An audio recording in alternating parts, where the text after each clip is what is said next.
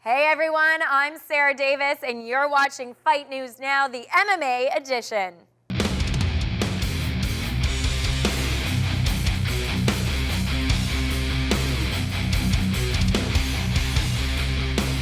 George St-Pierre's performance last weekend at UFC 154 extended his reign as welterweight champion. And coming up on our Newsmakers, we're bringing you the fallout from the Montreal card. On 3 rounds, John Ramdine and Robin Black recap UFC 154 and set us up for the next couple cards. Then on the shift, we have a few surprises for you, which include Xbox, an assassin, and a wardrobe change. Let's get started.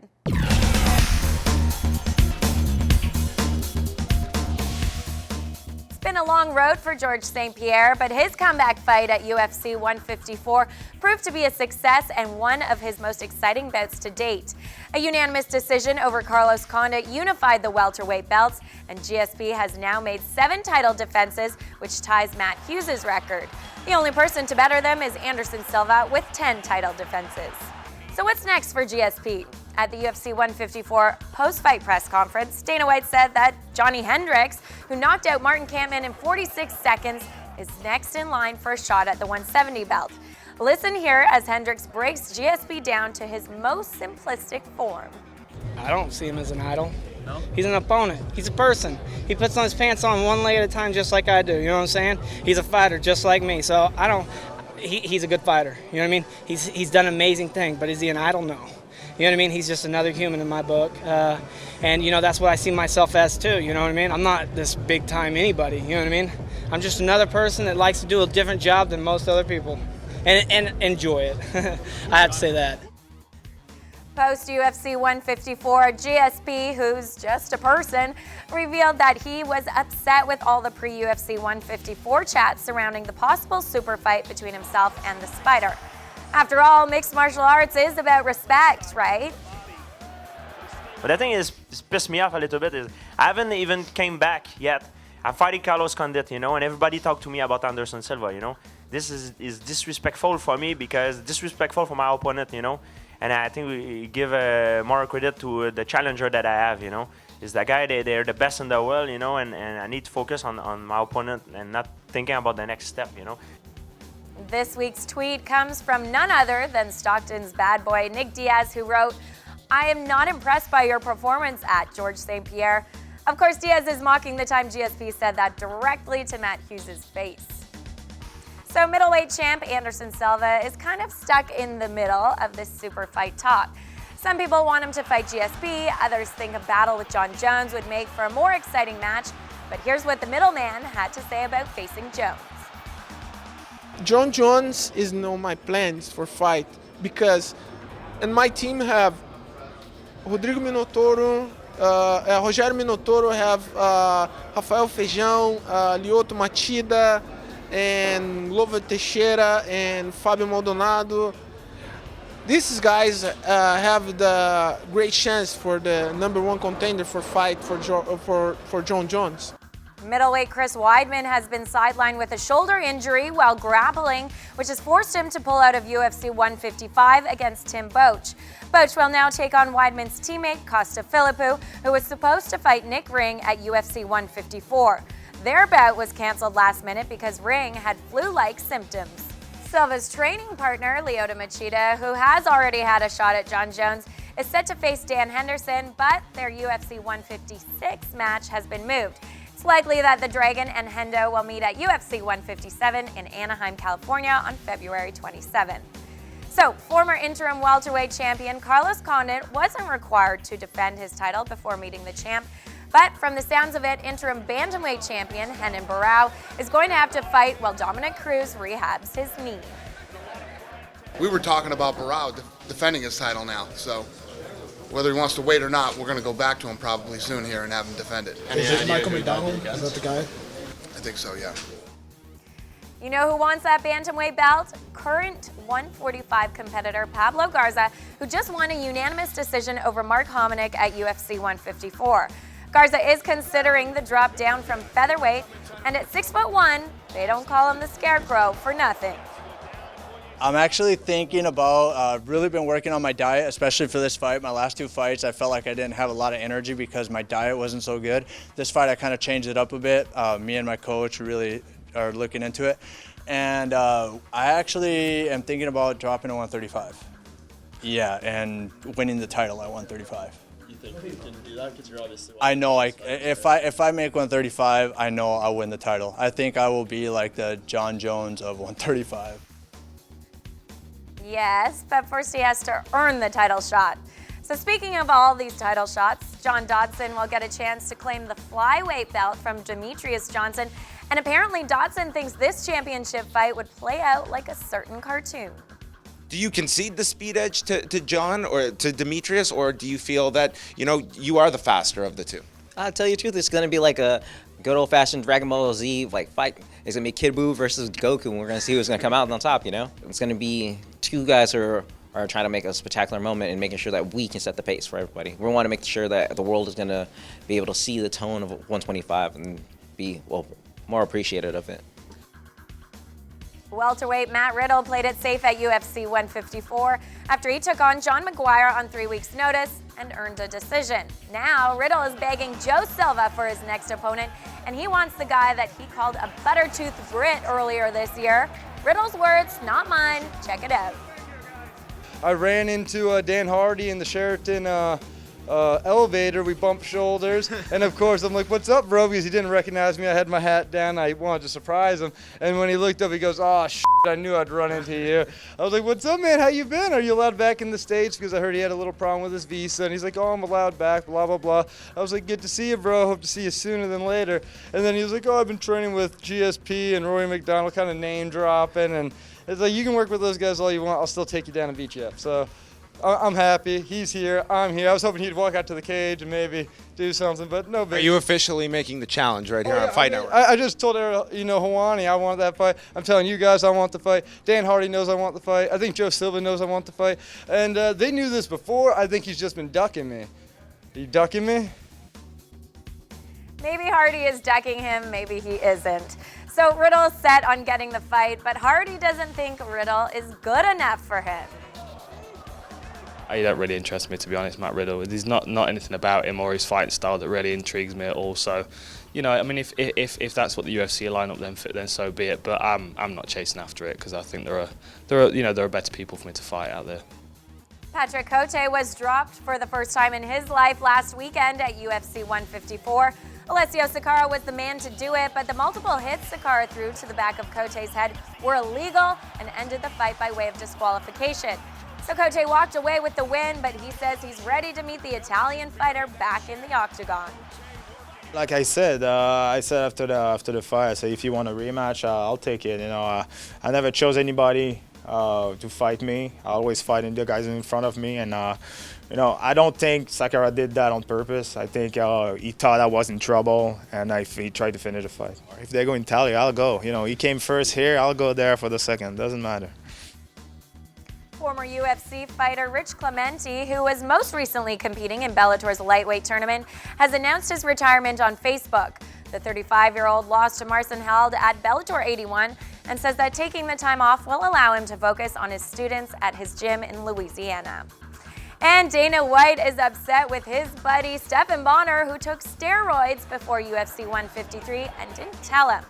After all, friends, don't let friends do drugs, right? I think the thing that bums me out the most about the Stephan Bonnar thing is that he didn't tell me. I offered you this fight. He wasn't planning on fighting. He was practicing to maybe do some pro wrestling and, whatever the excuse is. I've known Stephan for a long time. We have a great relationship. Tell me. That's the thing that disappoints me the most. Even though Tyrone Spong made a smash hit in his MMA debut with a first-round knockout of Travis Bartlett, he's going back to his roots of kickboxing for his next fight. Spong and Remy Bunyaski are set to square off at Glory 5 London in February.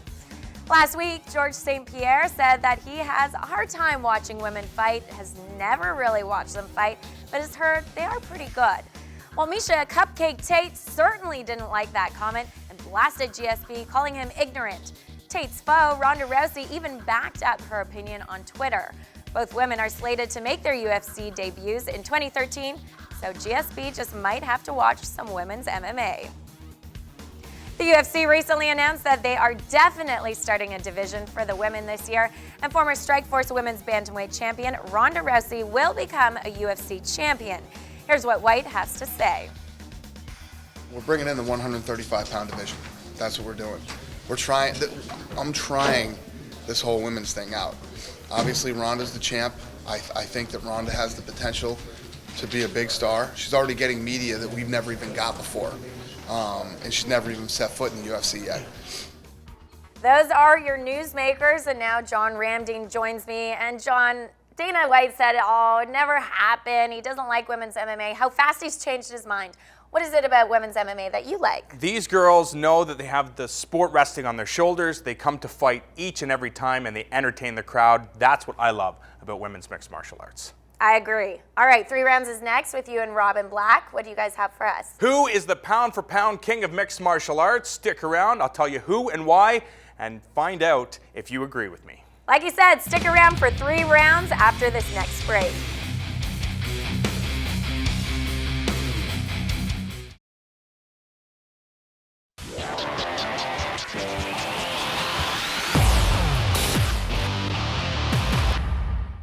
You're watching Fight News Now. Don't miss 3 rounds next as our resident analysts John Ramdeen and Robin Black preview the next best fights, and of course, we have to talk about GSP. So, Ramdeen and Robin, take it away.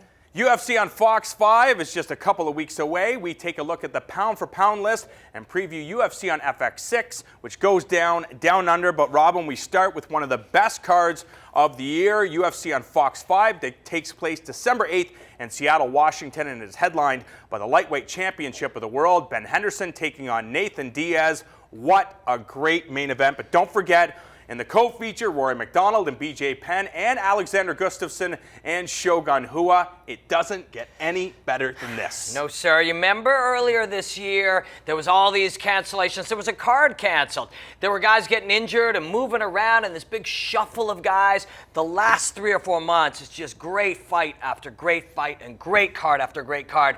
Culminating with this one, the end of the year is just kicking ass. Ben Henderson has looked so legit since his days in the WEC, and Nathan Diaz, we knew that he was a submission fighter. We knew that his gas tank was never ending, but you have to look at the fact that he's improved his striking so much over the last number of fights, and just to see how much he's involved, I think that's the most impressive thing about Nathan Diaz. These two just match up fantastic, man. Like, Ben Henderson is one of these guys, you know, we compare fighters to other fighters all the time, and GSP is the guy who just had a mind-blowing performance on the weekend, but Ben Henderson is one of those GSP-style fighters, big and super athletic, and he builds his game around his athleticism, powerful fighter.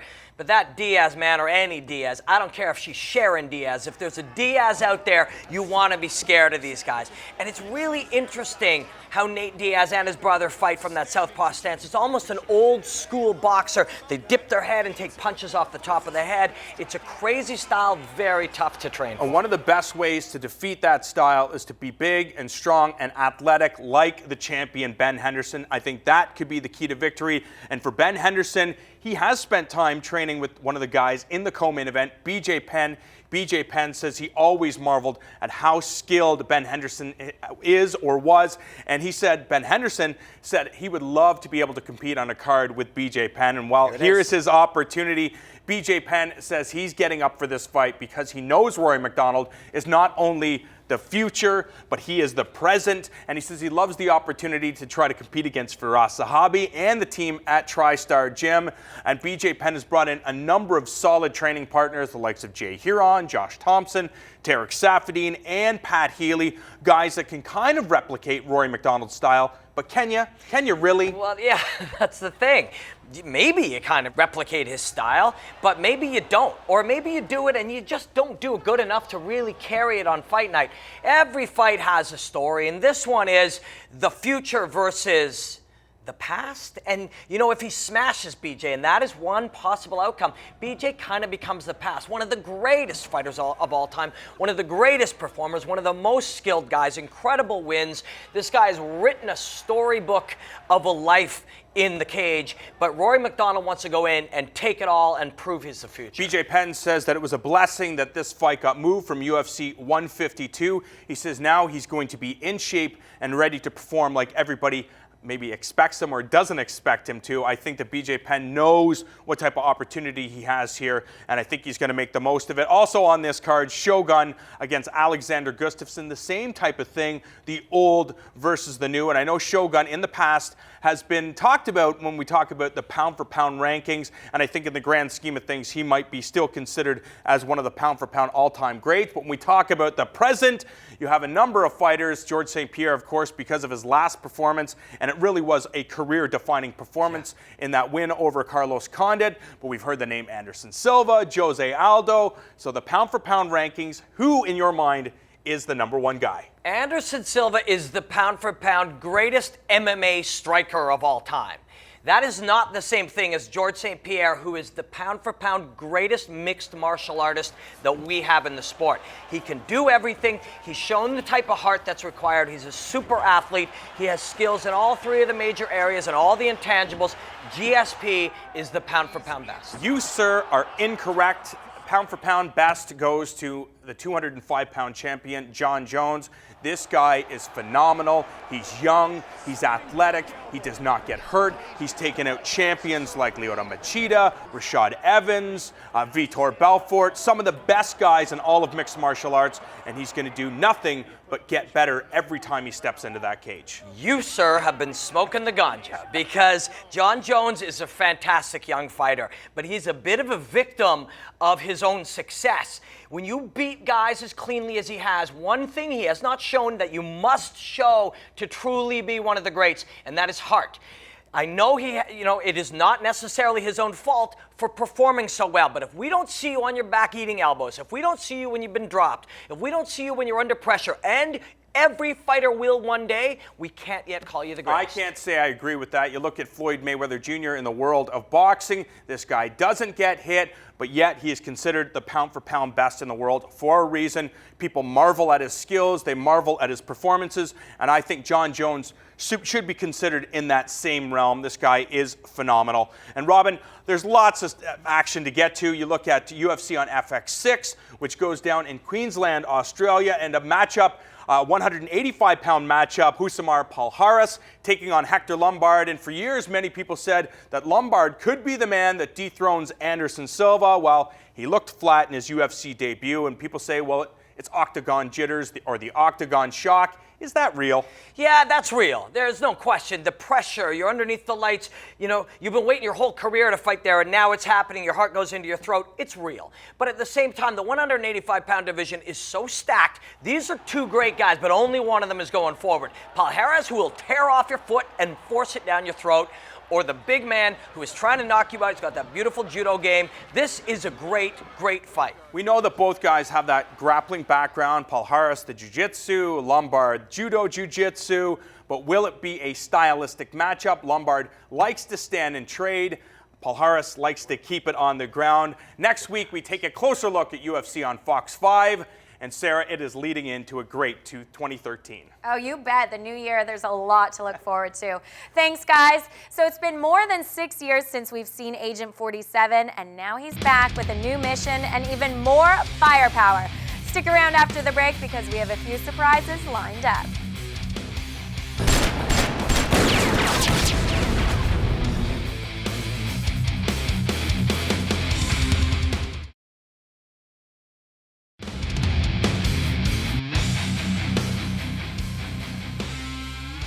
Welcome back to Fight News Now. You like this getup? Well, it has something to do with the shift, so let's get down to business, shall we?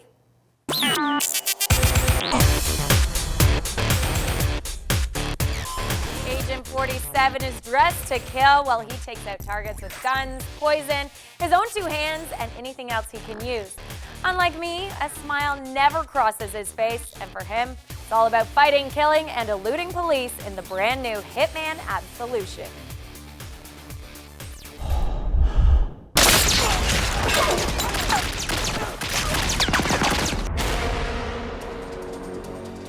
47 is back in his 5th installment of the Hitman series to take on his toughest contract to date.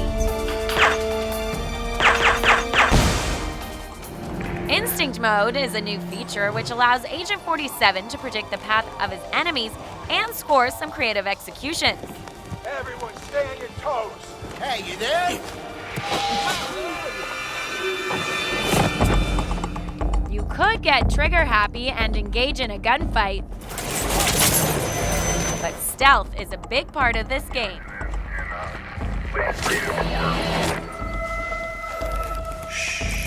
The power of the disguise goes a long way in Hitman Absolution, and Square Enix has included a special mission for MMA fans. You actually infiltrate a fighter's management camp. They're all sitting around an RV, they're waiting on the fight, and they're going to go into this kind of underground ring. Now, in that level, if you manage to take this fighter, turn him unconscious, and get your hands on his disguise, his outfit, you can enter the arena through the fighter's door. Instead of being a spectator of this fight and figuring out how to get information from your target, you literally walk into the ring in front of hundreds of freaking out fans and go into the ring and have a big battle. And it gets pretty intense. It's very violent. And while you're beating the crap out of this guy, you're also interrogating. So it's a really cool moment. It's so much fun. And I think for MMA fans out there, they're going to be amazed at the power of what a disguise can actually get you in the game.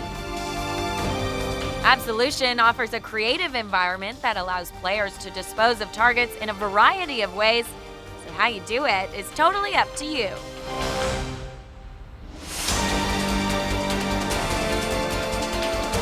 Who's gonna die?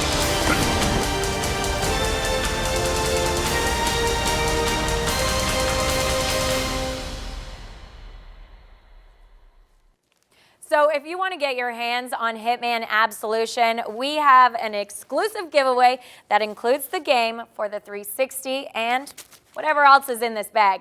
Just tweet us on Twitter at FightNet using hashtag FNHitMe and tell us why we should hit you with this prize pack. If you don't have Twitter, then tell us on Facebook at facebook.com/FightNetwork. Best answer wins, so make it a good one. So we've got you covered on the latest MMA news. Ram, Dean, and Robin have our previews covered. And on The Shift, you learned how you can win the ultimate Hitman Absolution giveaway. Good luck. Thanks for joining us. Now it's time for my next hit.